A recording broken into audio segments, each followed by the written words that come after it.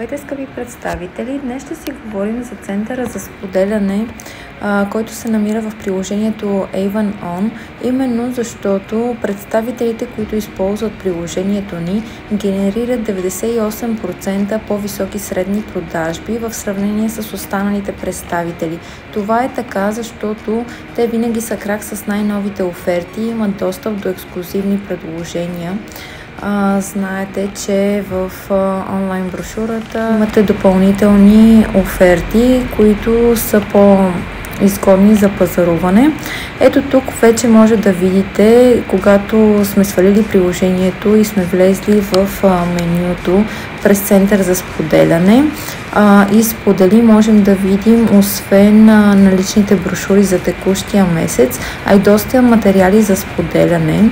Така вие може да разгледате съдържанието и да изберете това, което е най-подходящо за вас, това, което сте в настроение да споделите. Хубаво е да бъдете постоянни в споделянето на съдържание, като направите своя план за споделяне в различни социални мрежи и да използвате опцията за настройване на публикациите, като по този начин клиентите ви няма да пропуснат нито една атрактивна оферта.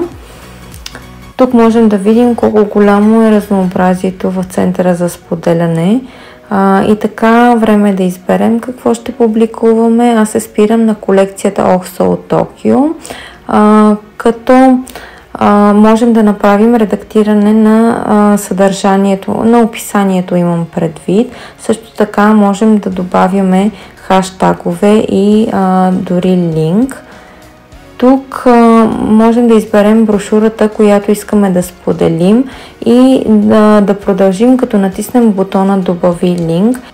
Знаете, че споделянето на персоналния линк към електронната брошура ви дава много възможности, включително едно от тях е да вземете подарък, който тече в момента за поръчка през AMB брошурата, а той е крем за лице с лист маска.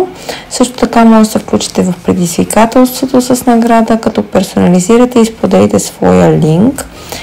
И така, тук вече можем да решим дали да споделим съдържанието веднага или да го запазим до по-късно, както и да изберем през коя социална платформа да го споделим, дали Facebook, Instagram или други. Това е за сега, до следващия път.